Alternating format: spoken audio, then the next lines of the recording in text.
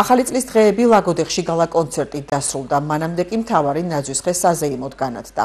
ქალაქის ქუჩები მორთულია სადღესასწაულო ილუმინაციებითა და დეკორაციებით. გაიმართა კონცერტი დედაქალაქიდან მოწვეული მომღერლების მონაწილეობით. Მიდაპირალში მთელ კახეთს მიულოც დამდეგი შობა ახალი წელი, განსაკუთრებით ლაგოდეხს, რადგანაც დღეს აღიმყოფებით ფანტასტიკური მსმენელი როგორ ცხოვრობს.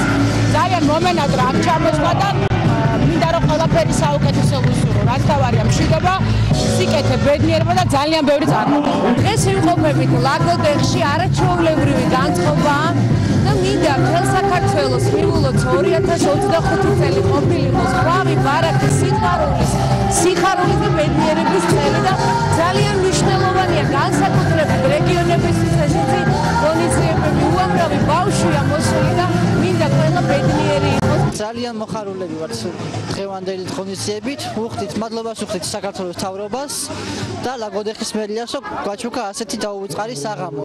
ჩემ შვილებთან ვარ მოსული და ძალიან კარგი არის, რომ ესეთი ღონისძიებები ტარდება ზოგადად ბავშვებისთვის, რადგან არის ბევრი გასართობი, მოწყობილი და ასევე ხალისობენ ძალიან, ამათთვის ეს არის დიდი